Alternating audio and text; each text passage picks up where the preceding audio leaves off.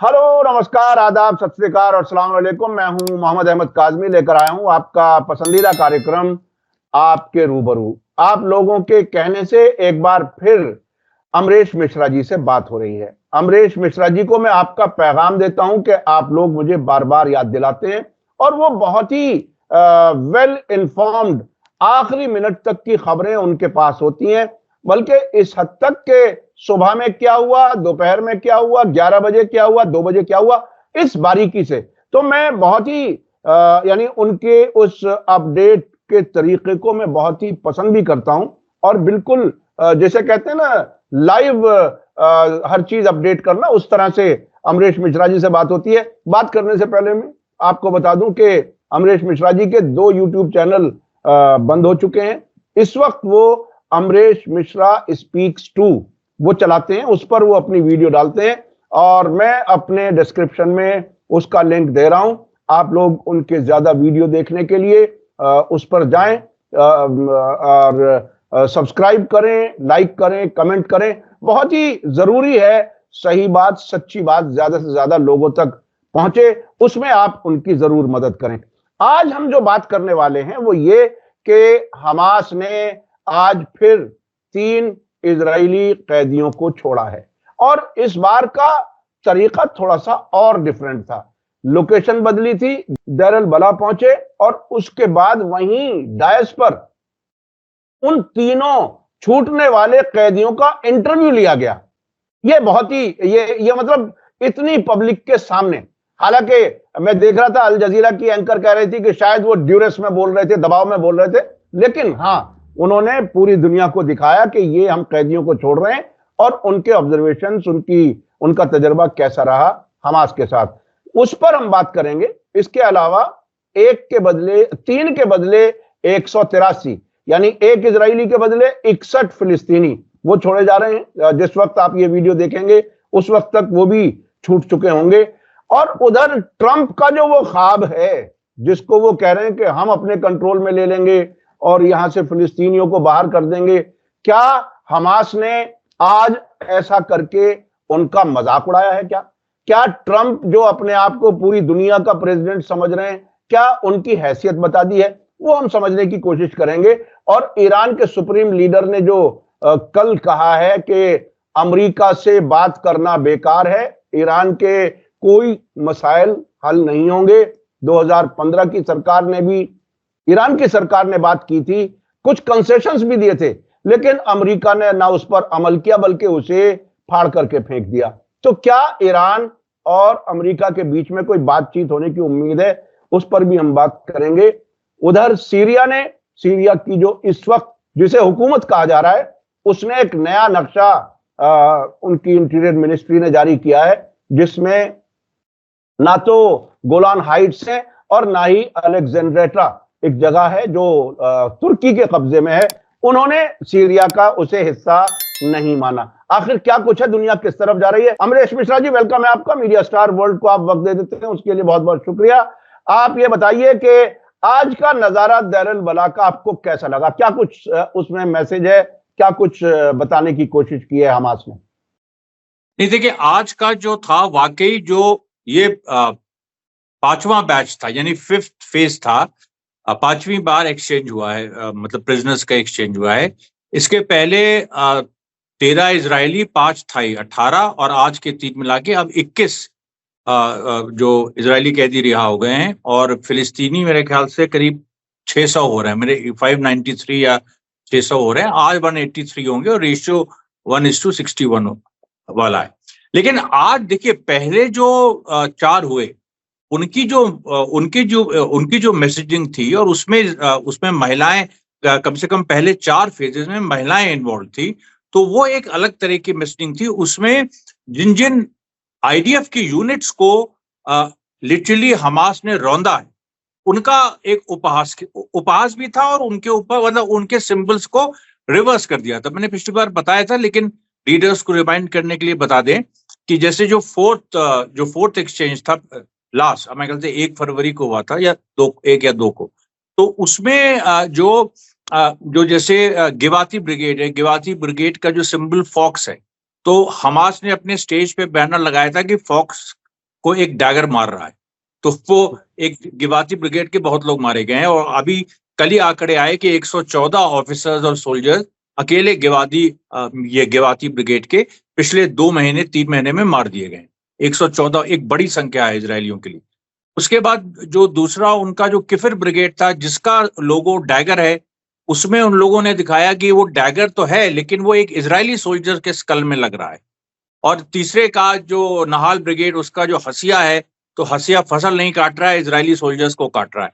तो ये inversion of symbols इन्होंने किया था। उसमें जो दूसरा एक्सचेंज हुआ था, उसमें भी इन्होंने पहले और दूसरे में, उसमें भी इन्होंने स्पेसिफिक जो यूनिट्स हैं, जो स्पेशली डिविजन्स हैं, जो कई बटालियंस और ब्रिगेड्स को मिलकर जो डिविजन्स बनती हैं, चारों डिविजन्स का उन लोगों वहां पर उनके भी लोगोस थे, उसको भी इसी तरह से सबवर्ट किया था और उसको ये बताया था कि भाई ये इजरायली आर्मी पूरी तरह से फेल हो गई।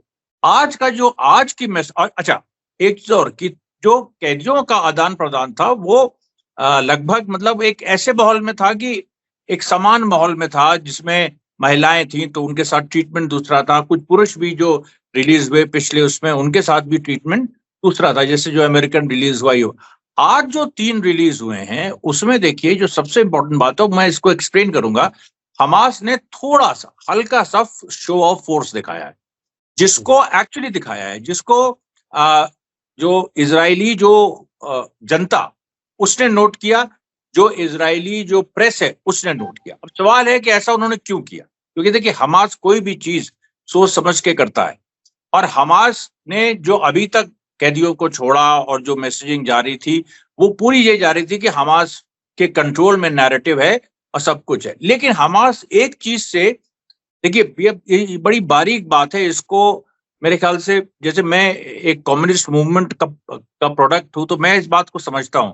हम लोग भी उदारवाद को सबसे बड़ा दुश्मन मानते थे, लिबरलिज्म को।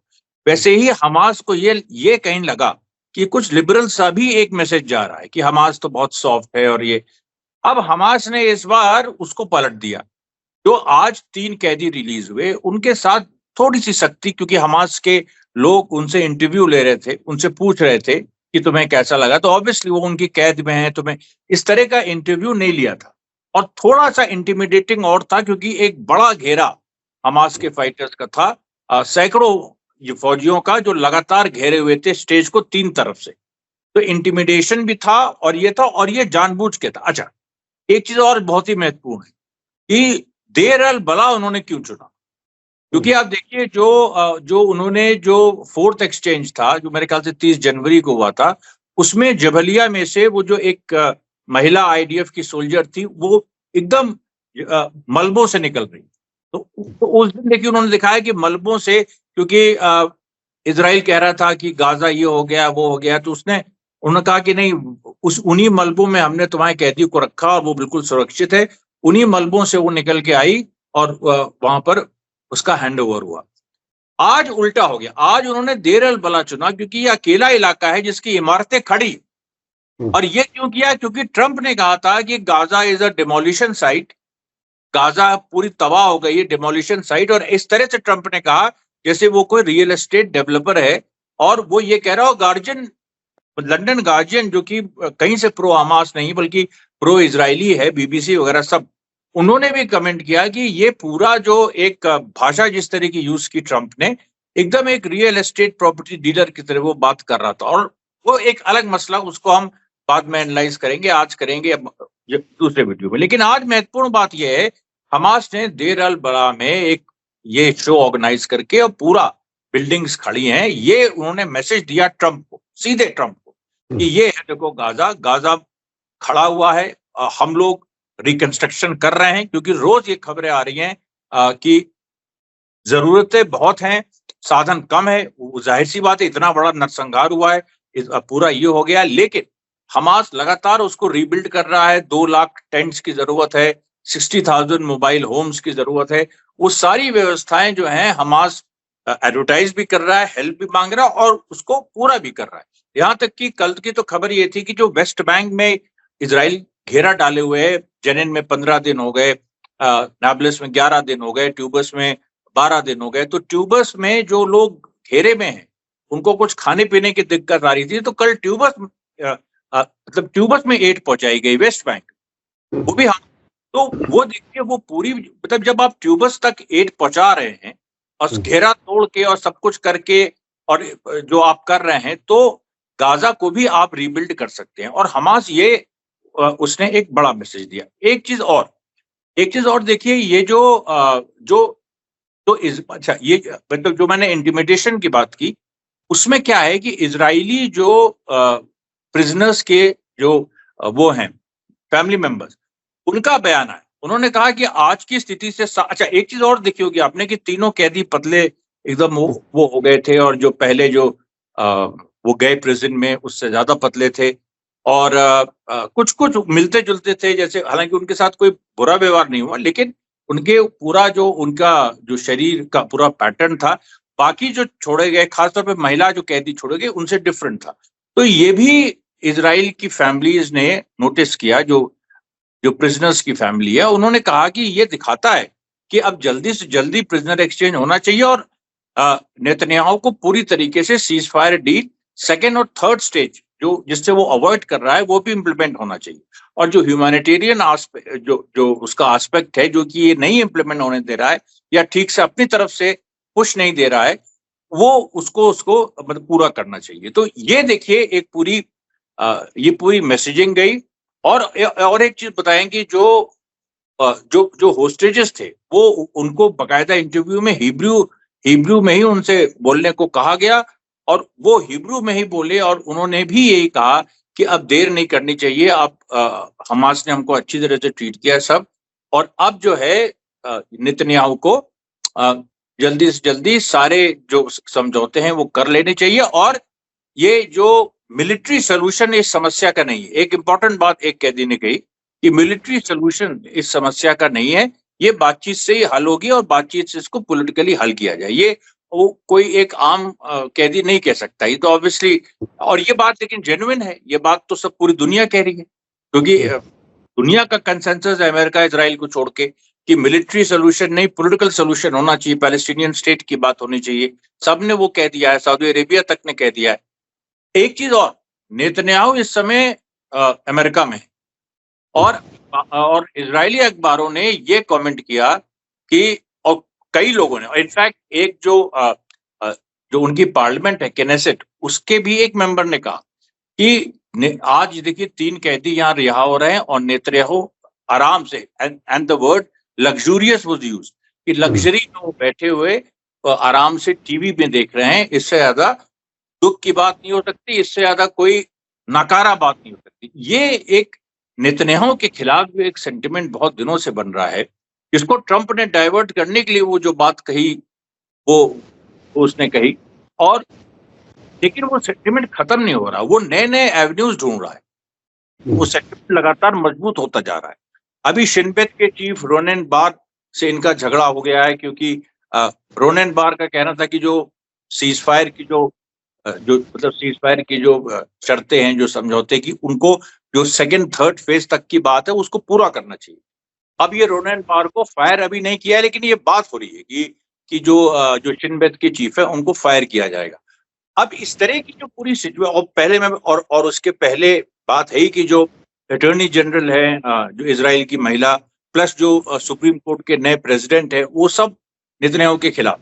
तो ये जो पूरी एक ये है, और नेतन्याहू देखिए, उसको तो पता है, पॉलिटिकल आदमी है, वो जानता है कि उसको यहाँ रहना चाहिए था, और ये जानबूझ के वो वहां है, क्योंकि उसको मेरे ख्याल से ये लग गया है कि अब हम या तो मतलब धीरे धीरे हमको हटाया जाएगा, या कुछ जल्दी भी हो सकता है, और हम कुछ अमेरिका से और कुछ कंसेशन ले लें, जैसे एक डील जो कि $1 बिलियन की लोग कह रहे हैं, वो ट्रंप ने साइन की। हालांकि ये अभी बड़ा एक उसमें अंधेरे में है कि वो एग्जैक्टली क्या डील है, और वो बाइडेन के समय की है या वो ट्रंप के समय की, क्योंकि इसमें बहुत सारी बातें बीच के लोग भी फैला, मतलब ट्रंप जो कह रहा है और जो काम कर रहा है उसके पैरेलल और बीच के लोग हैं जो प्रो इजरायली हैं, और वो एक अपना अलग नैरेटिव चलाते हैं। उसके बाद ट्रंप का ऑफिस कॉन्ट्रडिक्ट करता है कि नहीं, ये इसका मतलब नहीं था, इसका मतलब ये नहीं था। जैसे वो American boots on the ground की जो बात थी, कि जिसमें ये लोगों ने कहा, मतलब लोगों ने कहा कि नहीं, एक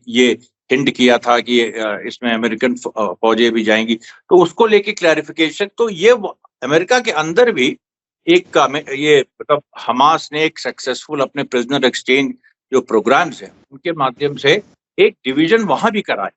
और ये बड़ा महत्वपूर्ण, अमेरिका अगर डिवाइडेड है तो नेतन्याहू कंफ्यूज रहेगा, और नेतन्याहू कंफ्यूज रहेगा तो इजराइल की जो सरकार है उसके अंदर जो है वो स्टेबिलिटी नहीं होगी, उसमें अलग अलग तरह से अलग अलग लोग सोचेंगे। जो एकता थी इजराइल में 7 अक्टूबर के बाद वो टूट गई।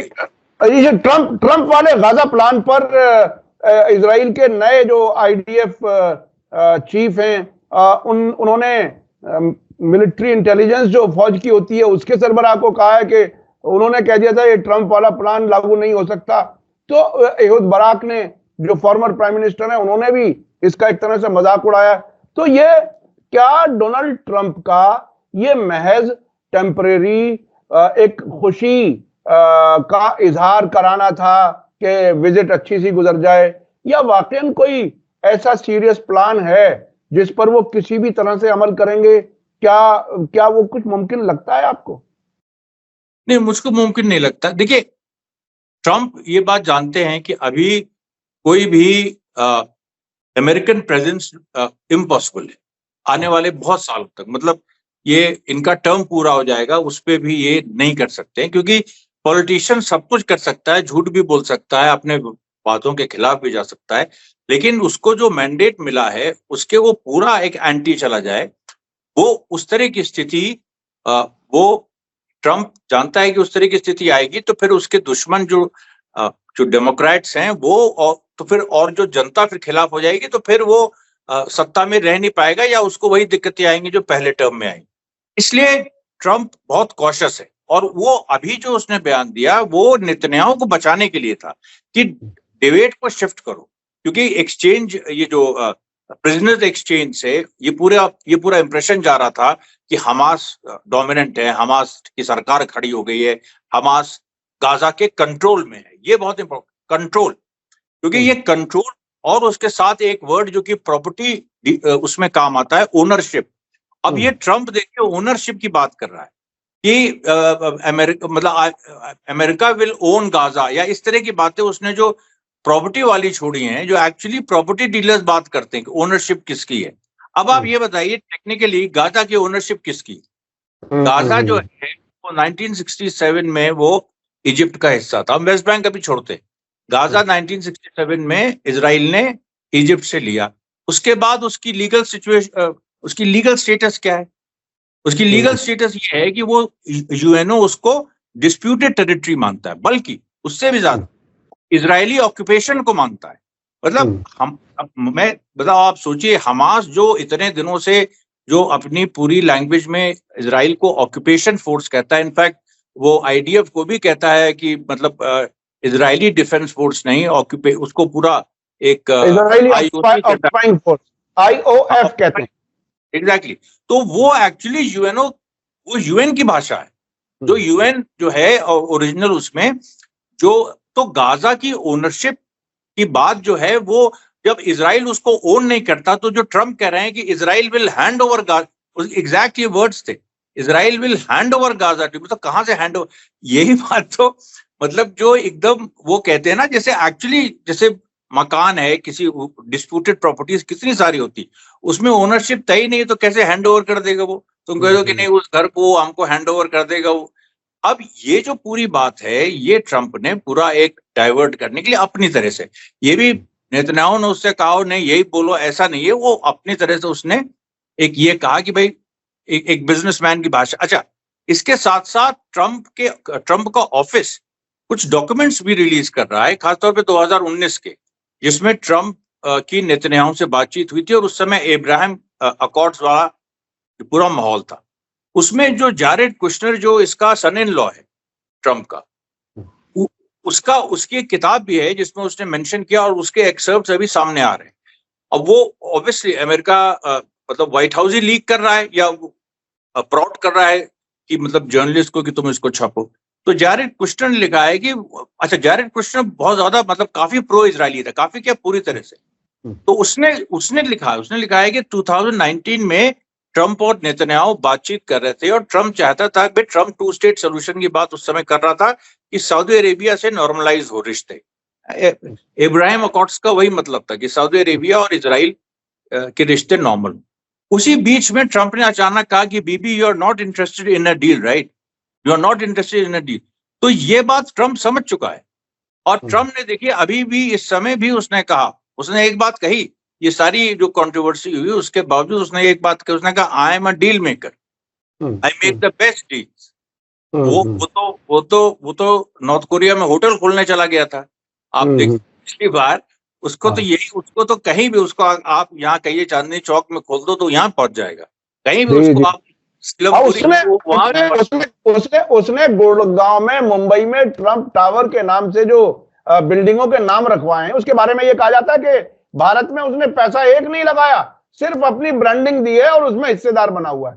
तो वो डील मेकर। अच्छा, अब एक दूसरा, मैं ट्रंप के डील मेकर से मुताल्लिक एक सवाल करता हूं। एक तरफ उन्होंने गाजा का प्लान बता दिया कि ये हम ऑन करेंगे, हम बनाएंगे, रिवियरा बनाएंगे, क्या क्या, उसको रिजेक्शन भी आ गया दुनिया भर से। दूसरी तरफ ईरान से बात करने का इशारा दिया। तो इन दोनों को मिला के क्या समझा जाए? और उसके साथ साथ आयतुल्लाह खामेनाई के ये कहना, ईरान के सुप्रीम लीडर का, कि अमेरिका से बातचीत करके ईरान के कोई मसले हल होने वाले नहीं है, क्योंकि हमने 2015 की डील देखी है। उन्होंने तो इस हद तक कह दिया अपने ही उस वक्त के फॉरेन मिनिस्टर को, जो अब उपराष्ट्रपति हैं, जवाद जरीफ, के उस जमाने में जॉन कैरी के साथ हाथ में हाथ डाल करके आप नदी के किनारे वॉक किया था, लेकिन वो सब कुछ नहीं किया, अमेरिका ने उस पर अमल नहीं किया, बल्कि उसे छोड़ के भाग गया। तो इन सब चीजों को मिला के क्या कुछ समझना चाहिए?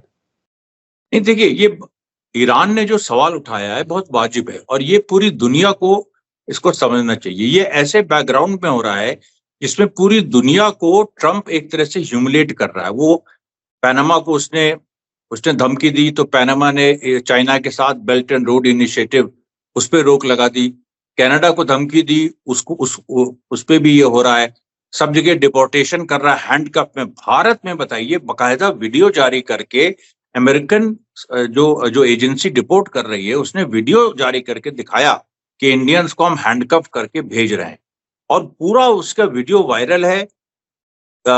हाथों में हथकड़ी और पैरों में बेड़ियां, वो शोले वाला डायलॉग जो गब्बर सिंह कहता है संजीव कुमार से, वो बिल्कुल वैसे ही, हाथों में हथकड़ी पैरों में बेड़ियां, बिल्कुल वैसे ही वो लोग उतरे, चल भी नहीं पा रहे थे। और वो किसी, अब बताइए, और मोदी इस पे चुप है। आज भले ही एक बयान आ गया कि नो टू हैंडकफ्स और इस तरह का, बट जयशंकर प्रसाद भी, मोदी ने भी खुद कोई बयान नहीं दिया इस तरह का, बल्कि जयशंकर प्रसाद ने कहा कि हम बातचीत कर रहे हैं, हम देखेगा कि इस तरह की चीज ना हो, या ऐसे ना हो वैसे ना हो। लेकिन वहीं ईरान ने जो सवाल उठाया है वो ये, ईरान का केवल ये सवाल नहीं है कि अमेरिका जो है वो तो है ही कि मतलब अमेरिका बातचीत अपनी कंप्लीट नहीं करता है, it doesn't keep its word, और वो जो है खासतौर पे हमारे साथ उसका एक्सपीरियंस ये रहा। ईरान के लीडर ने जो सबसे बड़ी बात की है कि अमेरिका ह्यूमिलेट करता है। वो उसका जो एक जो दुनिया के दादा होने की एक अकड़ है, वो तो रशिया और चाइना को वो ह्यूमिलेट करता है। डीप स्टेक अभी चाइना ने लॉन्च किया, उसको लेके ट्रंप ने अपना शौक दिखाया, बल्कि बहुत सारी अमेरिकन टेक कंपनीज कह रही हैं कि ये तो वॉर है, they are calling it an AI war, कि अब ये एआई वॉर है। और लेकिन ये भी कह रहे हैं कि उन्होंने चोरी किया, उसने ये किया, जबकि उसका पूरी कोडिंग पब्लिक डोमेन में अवेलेबल है। कोई उसको अप्लाई करके किसी ने किया ही नहीं, उन्होंने 52 करोड़ में बना के दे दिया, जो 1000 और 1500 करोड़ में अमेरिकन कंपनियां बेचती हैं। अगर भारत में कोई बनाना चाहता, और अगर भारत में वाकई कोई बनाना चाहता तो वो भी उससे पब्लिक डोमेन से उठा के बना सकता था। लेकिन यहाँ के जो जितने भी टेकीज हैं और यहाँ के जितने राइट, क्योंकि वो सब राइट विंगर्स हैं, कम्युनल हैं, और वो इस तरह से सोचते ही नहीं है, उनका दिमाग ही ये नहीं है कि कुछ ओरिजिनल काम करे।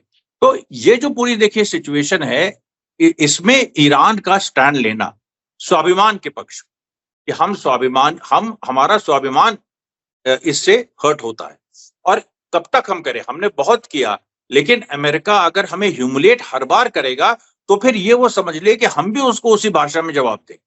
और ये चीज भी देखिए, जो खमैनी साहब ने कहा उसके बाद और भी बयान आए कि जो रोज ईरान ये दिखा रहा है कि उसकी अगर एयरफोर्स वीक है तो उसके पास जो 21st सेंचुरी की वॉरफेयर, एयर वॉरफेयर है, वो केवल जेट्स के बीच नहीं होगी, उसमें ड्रोन्स का और उसमें बाकी जो मतलब डिफेंस सिस्टम्स का, specially surface to air defence systems जो हैं या वो उनका बहुत बड़ा रोल होगा। तो वो उसके पास उसका जखीरा, बल्कि वो दुनिया के कई देशों को एक्सपोर्ट कर रहा है। रशिया को भी किया उसने, चाइना तक को किया, कई देशों को उसने वो जो सिस्टम्स हैं, जो अभी जो गाजा ड्रोन उसने बनाया है, उस तरह का सुनते हैं ड्रोन दुनिया में नहीं, जो कई तरह के एग्रेसिव ऑपरेशंस कर सकता है, एक बहुत बड़ा एक मतलब। तो जो ईरान की जो वीकनेस थी एयरफोर्स के मामले में, और जिसमें अभी इजराइल और अमेरिका जो अपने को सबसे तकनीक में सबसे आगे कहते हैं, एक्चुअली अगर आप देखिए तो तकनीक में पीछे हैं, क्योंकि अभी they have not caught up with this new world, with this new 21st century warfare. Ukraine में भी आप देखिए क्रिटिकल रोल ड्रोन्स प्ले कर रहे हैं, क्रिटिकल रोल एयरफोर्स नहीं प्ले कर रही। अब हमास को इन्होंने एयरफोर्स, अब आप एयरफोर्स से आप सिविलियंस को मार सकते हैं, वो बात सही, वो इजराइल ने दिखा दिया, लेकिन एक्चुअल वॉरफेयर में आप फंस जाएंगे। आपने क्योंकि अच्छा इजराइल के पास जितनी ड्रोन्स थे, उनका सारा डिफेंस सिस्टम उसमें वो मास्टर था, सब फेल हो गया। तो अब ईरान आगे आ गया है, उस वैक्यूम को भर रहा है कि ये देखो हमारे पास ये सारी चीजें हैं। और यहां तक कि बिटवीन द लाइंस ये बात भी है कि इजराइल हमला करके देख ले। अब जो पूरी सिचुएशन है भाई, आखिरी हमला इजराइल ने ईरान पे किया था, ट्रू प्रॉमिस 3 अभी होना बाकी है। वैसे भी इजराइल हमला नहीं कर रहा है, लेकिन ईरान ये एक सटल मैसेज जरूर दे रहा है कि तुम अब हमला करके एक बार और देख लो अगर करना चाहते हो, या अमेरिका को दे रहा है कि तुम कुछ करना चाहते हो तो कर लो, ये हमारे पास है, इस बल पे हम लड़ेंगे। और उसके साथ 20 साल की ट्रीटी है रशिया के साथ, और चाइना और नॉर्थ कोरिया और पूरे एक्सिस ऑफ रेजिस्टेंस का सपोर्ट है। ये देखिए पूरी सिचुएशन। आयतुल्लाह खामेनी ने तो इस हद तक कहा है कि तुम धमकी दोगे, हम भी धमकी देंगे, तुम धमकी पर अमल करोगे, हम भी धमकी पर अमल करेंगे। यानी उतना बिल्कुल बराबर फेस टू फेस अमेरिका के सामने आकर के उन्होंने ये बात की है। तो इस बीच में इन अरब हुक्मरानों का क्या होगा जब अमेरिका और Iran face to face, Israel से ईरान फेस टू फेस एक तरह से पूरे ताकत के साथ टक्कर लेने के लिए तैयार है। इन अरब हुक्मरानों का क्या होगा, जिसमें ये एक एक्सपर्ट ने कहा हमसे कल कि ये जो गाजा वाला प्लान है डोनाल्ड ट्रंप ने जो पेश किया है, उसको फंड करने के लिए सऊदी अरब, कतर और यूएई उनकी तरफ से एक तरह से सपोर्ट है इस प्लान को। तो क्या लगता है कि इन मुल्कों में क्या कुछ होगा अगर किसी तरह से जॉर्डन और मिस्र ये फिलिस्तीनी भेजे गए, क्या वहां की हुकूमतें बच पाएंगी? ये एक हाइपोथेटिकल सवाल है हालांकि, लेकिन अगर उस तरफ ये बढ़ना इन्होंने शुरू ही कर दिया, क्योंकि इजरायली फौज ने एक प्लान का ऐलान किया है फिलिस्तीनियों के लिए कि वो वॉलंटरीली जा सकते हैं, हम उनकी मदद करेंगे हवाई जहाज से, शिप से, जैसे भी होगा। तो क्या अगर वाकई वो उस तरफ पुश करने ही लगे, तब क्या कुछ सूरत हाल बन सकती है? नहीं, कैसे पुश करेंगे? देखिए, जॉर्डन ने साफ कह दिया है कि वेस्ट बैंक से अगर फिलिस्तीनियों को जॉर्डन भेजा गया तो वी विल डिक्लेयर वॉर। सीधे कह दिया उन्होंने, सीधे कह दिया वी विल डिक्लेयर वॉर। और वॉर किसके खिलाफ होगी? इजराइल के खिलाफ। और तो कोई है नहीं वहां इजराइल की, तो वॉर इजिप्ट ने कह दिया है, जो इजिप्ट के परमानेंट रिप्रेजेंटेटिव जो है यूएन पे, उन्होंने कह दिया है कि Egypt will declare war. War की बात हो गई, साफ कह दिया। अब इससे ज्यादा कोई क्या कह सकता है? भाई इजिप्ट ने कह दिया वी विल डिक्लेयर वॉर, अगर आपने ये किया। जॉर्डन ने कह दिया है वी विल डिक्लेयर वॉर। तो जब इजिप्ट और जॉर्डन वॉर डिक्लेयर करेंगे तो सऊदी अरेबिया का इजराइल का साथ देगा? आप सोचिए, कभी हो सकता है? या इनका जो सबसे मतलब अमेरिकन बेसिस जहां है, बहराइन से लेके, और ये मतलब कतार तो खैर दूसरी पोजीशन में है, लेकिन मैं ओमान की बात कर रहा हूँ जो बहुत प्रो अमेरिकन है, यूएई की बात कर रहा हूँ। ये सारे लोग क्या करेंगे इनको? अच्छा, दूसरी बात, सऊदी अरेबिया और ईरान में एक रिश्ता बन गया है जो चाइना ने करवाया। तीसरी बात, नेतन्याहू से कल ही पूछा गया एक इंटरव्यू में अमेरिका में, और वो हिब्रू में इंटरव्यू, तो वहां के जूइश लॉबी का कोई मीडिया प्लेटफॉर्म है, उसका एक आदमी पूछ रहा था कि सऊदी अरेबिया, अच्छा क्योंकि देखिए सऊदी अरेबिया, ये जो आप बता रहे हैं कि सऊदी अरेबिया की सहमति है, इस पे एक व्हाइट हाउस ने एक बयान दिया था कि सऊदी अरेबिया जो है वो पैलेस्टीनियन स्टेट शायद नहीं चाहता है, लेकिन सऊदी अरेबिया ने रिबटल दिया उसका, ये परसों की बात है, वो रिबट किया कि नहीं पैलेस्टीनियन स्टेट जरूरी है नॉर्मलाइजेशन के लिए।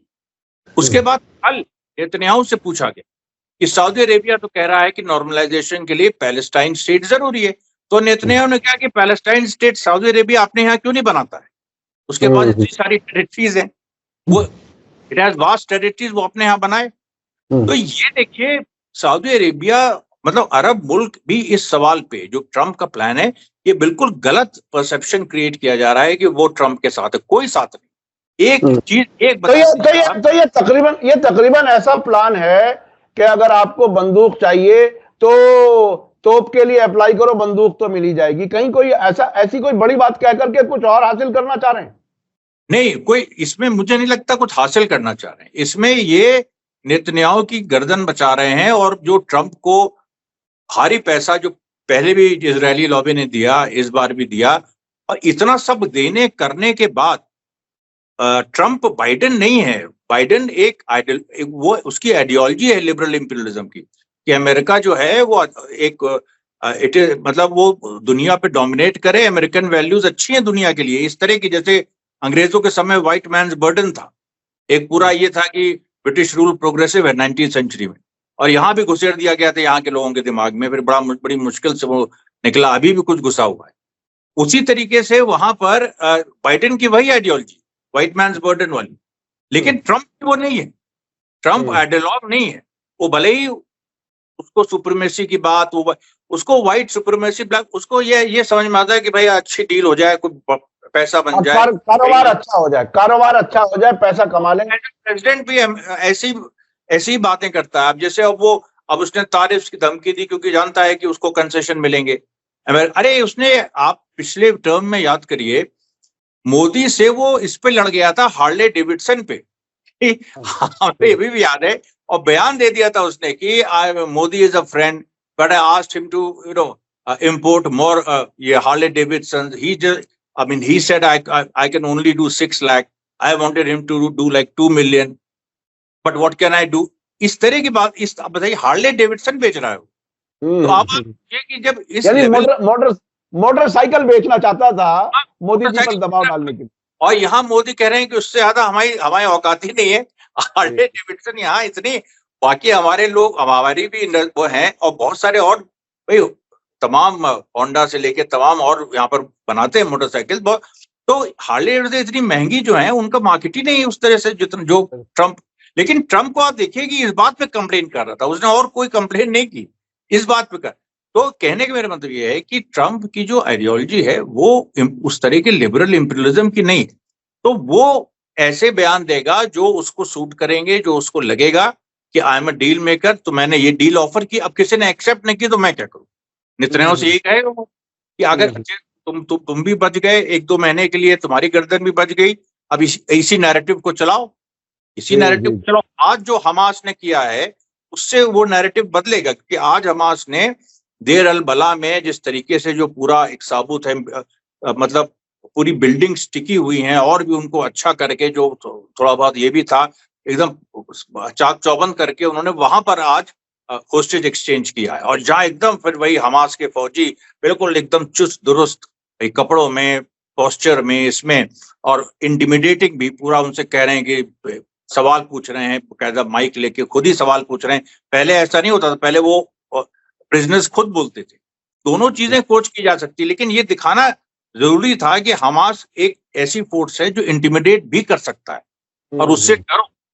देखिए ये बहुत इंपॉर्टेंट होता है। यानी हमास ने इजराइल और अमेरिका को डराने की एक टेक्निक इस्तेमाल की आज। ये इसको और साफ कर दूं काज़मी साहब, क्योंकि लोग कंफ्यूजन में रहते हैं कि जो रिएक्शनरी टेरर होता है साम्राज्यवाद का, इसका जिसको व्हाइट टेरर कहा जाता है, उसके मुकाबले रेड टेरर जस्टिफाइड है। मतलब जो रेवोल्यूशनरी टेरर है वो जस्टिफाइड है। ये जो खमैनी साहब कह रहे हैं, ये जो पूरी लैंग्वेज यूज कर रहे हैं, ये पहले लेनिन और माओ कर चुके हैं इस तरह की भाषा कि भाई हमको भी टेरर उसी तरह का क्रिएट करना होगा। व्हाइट मतलब only red terror can combat white terror. उसी और तरीके उन्होंने इस्लामिक टीचिंग्स का हवाला दिया है कि इस्लाम इसकी इजाजत देता है कि अगर कोई हाँ, यानी ये इस हद तक उन्होंने क्लैरिफाई किया। बिल्कुल, तो वही मैं कह रहा हूं कि ये देखिए एक लंबा समय, मतलब मैं तो इस पे स्टडी करना चाहिए लोगों को, पता नहीं क्यों नहीं कर रहे भाई, कि इस्लाम का जो एक बड़ा पैसिफिस्ट था, एक लंबा दौर चला जब तीनों एम्पायर्स गिर गए, मुगल, सफाविद और ऑटोमन, और उसके बाद तो बड़ा एक पैसिफिस्ट टाइप का, फिर एक वहां पर भी दूसरी तरह का नैरेटिव, थोड़ा सोशलिस्ट नैरेटिव, वो सब चलने लगा इस्लाम की जो, और फिर उसके बाद आतंकवादी इंटरप्रिटेशन आ गया, ये वाला कुछ वहाबियों का और इस तरह की फोर्सेस का। वो जो एक इस्लाम का जो कर्नल था, जो इंसाफ की लड़ाई वाली बात थी, इंसाफ के लिए जिहाद, वो जो एक समय रशियन रेवोल्यूशन के समय उठा था, सेंट्रल एशिया, जो सेंट्रल एशियन रिपब्लिक थी रशियन सिविल वॉर के समय, उसमें एक जिहाद का कॉल आया था, मतलब बोल्शेविक्स के फेवर में, कि उनके, क्योंकि व्हाइट आर्मी ने अटैक किया था, 11 देशों ने रशिया को अटैक किया था, तो पूरे सेंट्रल एशिया में, बल्कि बाकू में कॉन्फ्रेंस हुई थी बहुत बड़ी, और जिसमें ये जिहाद का कॉल बाकायदा सीपीएसयू के पोलित ब्यूरो मेंबर ज़िनोवेव ने दिया था, और उन्होंने खुद दिया था कि जिहाद। तो ये मैं कह रहा हूं, वो पूरी बात आप सोचिए 1920-21 के बाद थोड़ा बहुत वो भारत के आजादी के आंदोलन में आई, जो कुछ देवबंदियों ने कोशिश की, वो सफल उस तरह का नैरेटिव नहीं बन पाया, यहाँ तो दूसरी दिशा में चीजें चली गई, जिन्ना वाली। अब वो देखिए उभरा है, वो इरानियन रेवोल्यूशन से उभरा, और इरानियन रेवोल्यूशन भी शुरू में लोगों को समझ में नहीं आ रहा था कि ये जो रेवोल्यूशन की बात खुमैनी साहब कर रहे हैं, तो उसका क्या मतलब है, मतलब एग्जैक्टली। तो लेकिन जब प्रैक्टिस में, क्योंकि वहां पर वो सरकार में है, तो ऑब्वियसली वो तो एक रेजिस्टेंस की फोर्स नहीं रहे ना वहां, तो सरकार में। लेकिन जब वो आइडियोलॉजी ने लेबनान को लिबरेट कराया, जब उस आइडियोलॉजी ने 7 अक्टूबर करवाया, अब लोगों को समझ में आ रहा है कि ये मतलब है उनका, खुमैनी साहब का ये मतलब था कि इंसाफ की लड़ाई है, जो कि इस्लाम का बेसिक है, जिहाद मतलब इस इंसाफ की लड़ाई। बिल्कुल ये बिल्कुल, ये हालांकि थोड़ा सा हम डाइवर्ट हो रहे हैं, लेकिन बहरहाल आपने जो बात कही वो बहुत ही अहम है। मैं आखिर में हल्का सा क्लैरिफाई थोड़ा सा कर दूं, क्लैरिफाई नहीं बल्कि ऐड कर दूं इस बात में, कि जो इस्लाम की पहचान इजराइल के दोस्त सऊदी अरब के जरिए, वहाबिज्म के जरिए जो क्रिएट की गई, वो बिल्कुल मुख्तलिफ, यानी सियासत और मजहब अलग अलग, और बस नमाज पढ़ो और हज करो और वही काफी। ईरान ने कहा कि अगर इमाम मेहंदी के ज़हूर का इंतजार कर रहे हो तो वो हालात पैदा करो कि इमाम मेहंदी का ज़हूर हो सके, वो आ सके। तो ये बिल्कुल प्रैक्टिकल अप्रोच, ये बिल्कुल पैसिव अप्रोच, और उसमें ज़ायनिस्ट्स का प्रोपेगेंडा भी शामिल हो गया। इसलिए वो बिल्कुल दो अलग अलग नैरेटिव्स हैं इस्लाम के। ये इस पर हम फिर कभी बात करेंगे, बहुत ही इंटरेस्टिंग है, क्योंकि जो अमेरिका और इजराइल ने इस्लाम प्रमोट किया वो था जो सऊदी अरब ने किया, लेकिन एक ईरान के इस्लामी इनकलाब ने जो चेहरा दिखाया इस्लाम का, वो बिल्कुल मुख्तलिफ है, जो मजलूमों के साथ खड़ा हुआ है। फिलिस्तीन के मजलूमों के साथ जिस तरह से ईरान खड़ा हुआ है, ऐसे अगर और एक दो मुल्क खड़े हो जाते सही से, तो ये हालात ना होते इस वक्त।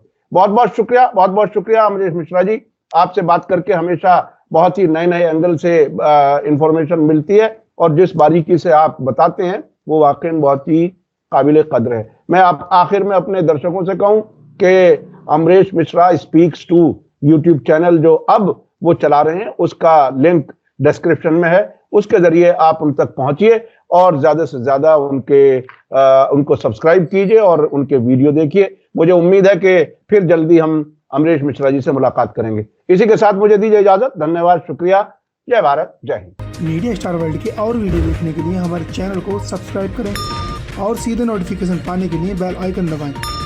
और अगर हमारी खबर सच्ची और अच्छी लगे तो अपने व्हाट्सएप, इंस्टाग्राम, फेसबुक और ट्विटर अकाउंट पर जरूर शेयर करें।